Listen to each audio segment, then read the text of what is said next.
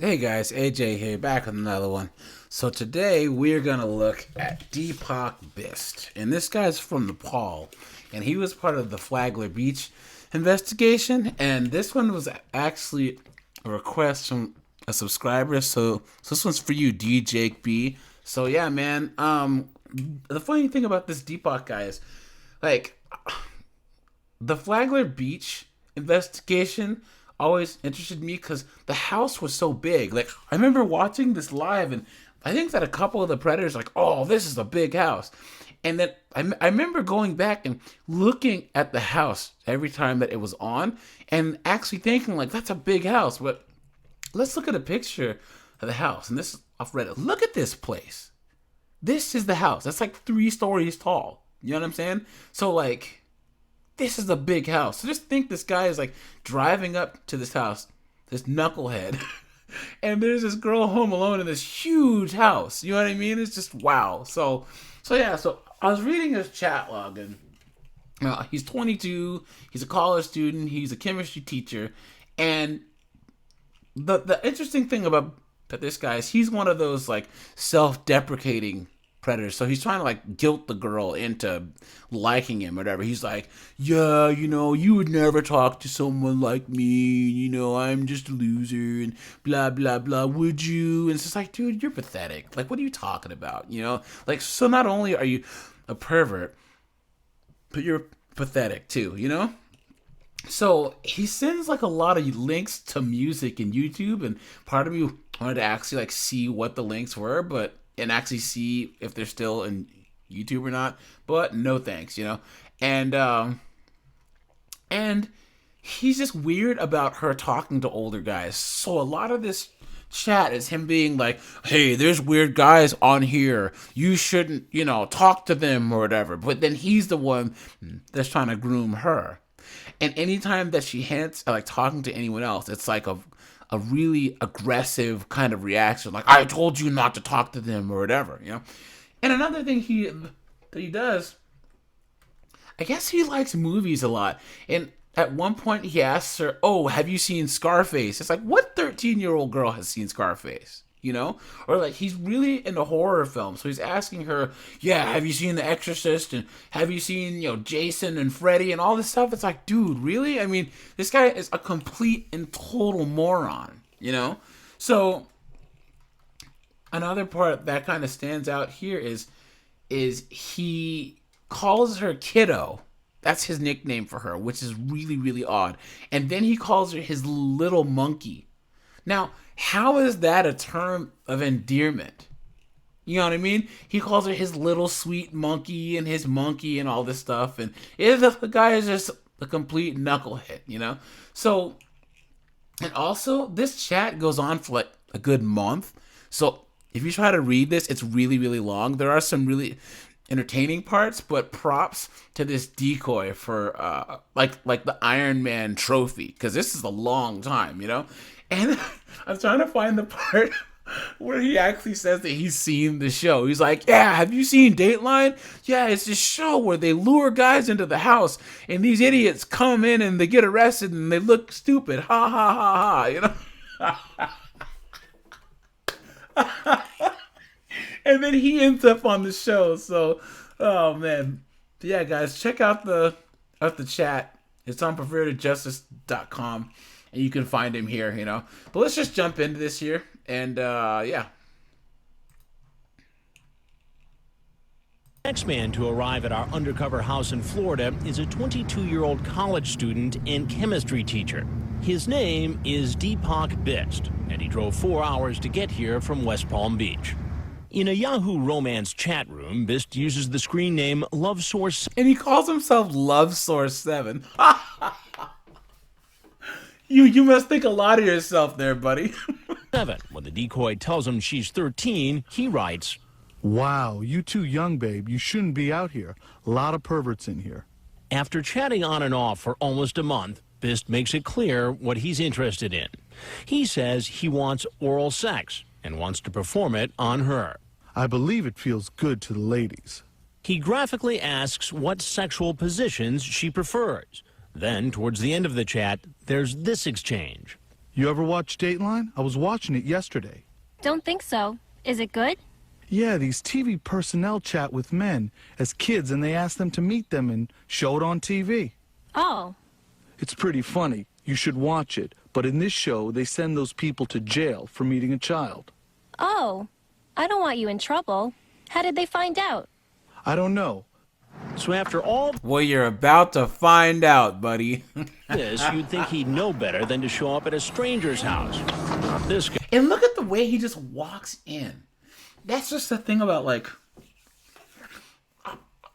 I think about co-workers, acquaintances, and friends, right? People that I've met through different parts of my life. And the first time that they invited me over to their house, I'm never comfortable just walking in. You know what I mean? It takes a real different mindset to walk into a person you know's house comfortably, let alone a person you don't know, right? And that's the thing about a lot of these predators is they're just la la la la la la la and just walk into a person's house like without a care in the world, you know? And I really think that this says something about their mindset. Let's get back into it. Guy. This science teacher is apparently... What kind of flowers are those? They don't even stand up straight.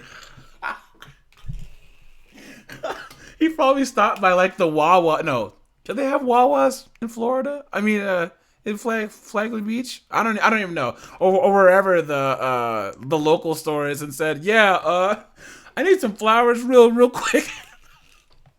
Do you have any gas station greeting cards?" He's still hoping for a biological reaction with our decoy. Is that the red Kool-Aid on the counter too? Man, this decoy is keeping it classy. How are you? Okay. Oh, thank you. There's the convenience store greeting card.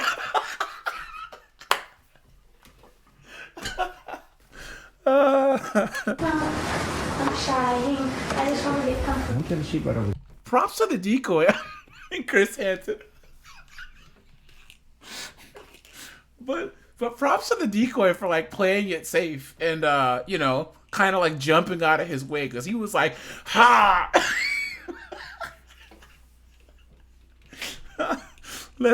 Sorry guys. Let's go back. I'm shy. I just want to get comfortable. I'm gonna sheep right over there. So we have chocolate and flowers. Very nice. What are you doing here today? Now, this guy is not a very expressive person, right? Because even when he saw her, he wasn't very like, yay, like a lot of these guys. But you can see a lot in this guy's eyes. I've watched this multiple times. And watch how big his eyes get. Watch how his eyes kind of bug out of his head. You can see, even though his face doesn't say a lot of emotion, he knows he's totally screwed. You know what I'm saying? Nothing. Nothing. So who were you here to see? Okay. She asked me to come. See? There it She is. did. Yeah, she did. I did not. I told her it's not appropriate. It's not But appropriate. she's too young. How old is she exactly? She said she was 13. And how old are you? 22. So you knew it wasn't a good thing to do. Yeah, it was. But you did it anyway. But she started it. So it's the 13-year-old girl's fault, not the 22-year-old man. But the fact is, The good old, what is it, face rub and hair pull. The classic, like predator move. And even a lot of bald guys do it. You know, hey man, you know, I shave it all off my head, so I can't say anything. But even like the bald guys go do the face grab and the imaginary hair pull. he was the one who began the chat. You're in You so start much out telling her trouble. that she's too young. You're too young, babe. You shouldn't be out here. A lot of perverts in here. What did you mean by that? The ones people that want to have sex with. Like you dummy. People like yourself. No, I don't want to have sex with You don't want to have sex with her. But if he wasn't interested in sex, why did he bring a lot more than flowers and chocolate? Did you bring condoms? Yes. Yes. What else is in there besides condoms? Wait, did he bring the Diet Coke? Or was it already there? I think that would kind of be an insult to give a girl a Diet Coke. A lotion. So why would you bring condoms and lotion if you were just here to talk with the girl? Well, she said we're gonna have sex. Look at it. Look at his eyes. They're like bugging out of his head. You could totally tell, dude. He knows he's just doomed, man. She said. Yes. And despite admitting he was a Dateline To Catch a Predator viewer, Bisht still doesn't seem to realize. Is that a track jacket? You guys remember in like the early 2000s when like Old Navy first came out and then the Gap got big and everyone wore track jackets? Remember that? Exactly what's going on. What do you think should happen to you? You really don't know. Oh, but let me tell you something that I know, and that is I'm Chris Hansen with Dateline NBC, and we're doing a story on adults who try to meet children online for sex. It's a little late for that, buddy. And you would think that he's seen this show before, so he would probably like. I mean, Chris Hansen's voice is pretty unique, you know. I remember Chris Hansen. He was on like Opie and Anthony, and they asked him. This is like way back in the day. Their satellite radio show, and they asked him if he'd ever played jokes on people, and he said, yeah. People, they would ask him to like, you know, come into their friend's house or whatever, and be like, "What was your plan here?" And their friend's like, "Oh no," or ask him to like answer the phone and be like, "So you're trying to call little girls or something?" Because his voice, everyone knows his voice. So you would think that this guy would just know. What an idiot. If there's anything else you'd like to tell us.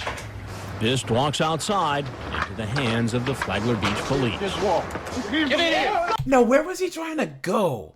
Like, I've watched this like 10 times. What were you trying to do?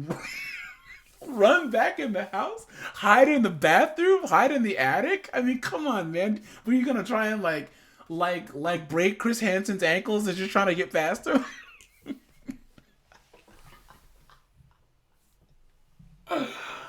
Oh, Deepak. You got any weapons on you? What? No weapons. During his questioning at the police station, Bisht goes back to blame. Now this guy right here, this guy is classic. This guy, I wish they would show more of him. I know that there's actually an interrogation of this guy, so I'll do a part 2 of this Deepak guy. So I'll find that and do a part 2. But this big guy. I don't know what his name is, but he is classic, man. Let's get into it. Blaming the decoy. Well, she lured me, I would say that. Run that by me again. She lured me, I mean. But under more 22 years questioning, old. You drove from West Palm Beach up here 3.5 to 4 hours, got chocolates, flowers, and lotion and condoms because you were going to come up to have sex with her. Is that pretty accurate? That's right. All right. Bisht is charged with 2 felonies, an attempted lewd act on a child and using a computer to solicit a child for sex. He could face up to 5 years in prison. He later pleaded not guilty. And because he's from Nepal and not a U.S. citizen, his case is referred to the Department of Immigration and Customs Enforcement. Oops. So yeah, so actually, this is another one where he actually absconded. So he actually like got out of, he bailed himself out, and then instead of being on the sex offender registry, he actually went back to Nepal. So he never really had to like face any real punishment for what he did. So yeah, he's a worthless piece of trash. And Deepak, wherever you are, I hope, was it a mule or something kicks you in the nuts in Nepal. So, all right, you guys. Yeah, I'm going to do part 2 and go over his interrogation soon. Like, subscribe, and I'm out of here. You guys take it easy.